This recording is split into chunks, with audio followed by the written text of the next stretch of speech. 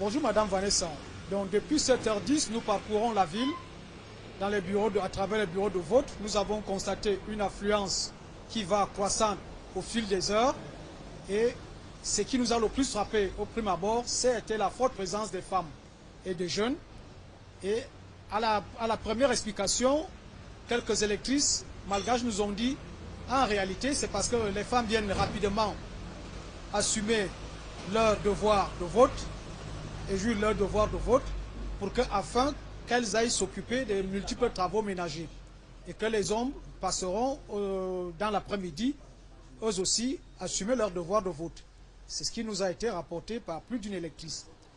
Et nous avons aussi constaté la présence, effectivement, même des personnes âgées de plus de 65 ans, qui elles aussi venaient participer à cette élection présidentielle. Ce que nous pouvons également noter, nous avons parcouru un certain nombre de bureaux de vote, dont par exemple le bureau de vote d'Antobé, où un ex-ministre de la Défense et un candidat en lice, M. Rajoy, qui ont effectivement assumé leur devoir de citoyen, ont même accordé une interview à quelques journalistes en répondant à quelques questions. Et vraiment, c'est de l'enthousiasme ici.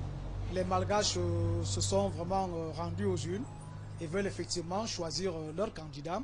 Et vous ne serez pas surpris, Madame Vanessa, qu'on vous dise ce soir ou demain qu'il y a eu une forte présence des Malgaches qui sont venus aux urnes, se sont rendus aux urnes et ont effectivement voté.